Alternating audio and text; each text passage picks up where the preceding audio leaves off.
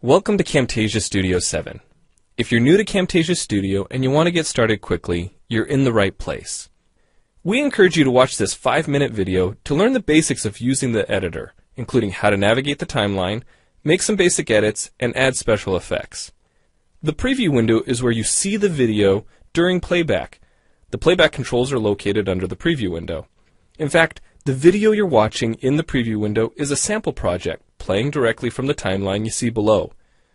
After you watch this video, we hope you take some time to practice what you've learned using the content on the timeline. So let's start with the timeline. This is where you assemble and edit your videos. At the top of the timeline, tick marks represent time in terms of minutes and seconds. When building a video, you'll work in a horizontal manner, beginning from the left and moving sequentially through time towards the right. To make precise cuts and selection, use the zoom slider to magnify the view of the timeline. And when adding elements to your video, such as a call-out or audio clips, these are placed on different tracks. Tracks are created automatically, when you need them, when elements are added to the timeline. So depending on your video, you may be working with several tracks at one time. To change the position of an element on the timeline, just drag it. To change the length of an element, drag the edges in either direction. An important part of the timeline is the playhead. The playhead moves the timeline and indicates the current frame displayed in the preview window. To view your video, click play in the preview window. Notice how the video and the timeline's playhead stay in sync? Click anywhere on the timeline and the playhead moves to that point. The green section of the playhead is called the in point. Click and drag the in point to make the beginning of a selection.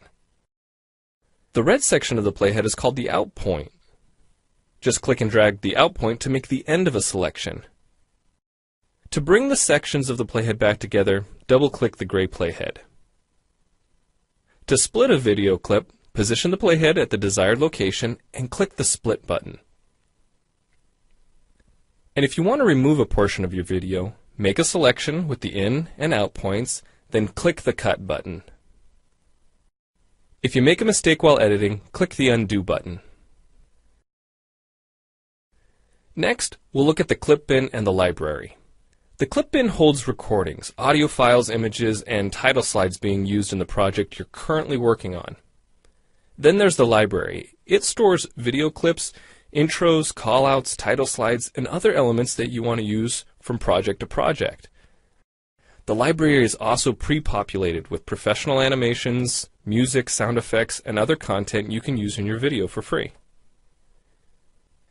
To add your own clips or video sequences to the library, make a selection on the timeline, right-click, and choose Add to Library. To include clips and other elements in your video, drag them from the clip bin or library and drop them onto the timeline. The tabs located above the timeline are task pages used for adding and editing special effects. You can add callouts to emphasize a key point. You can insert a transition between clips for a professional look.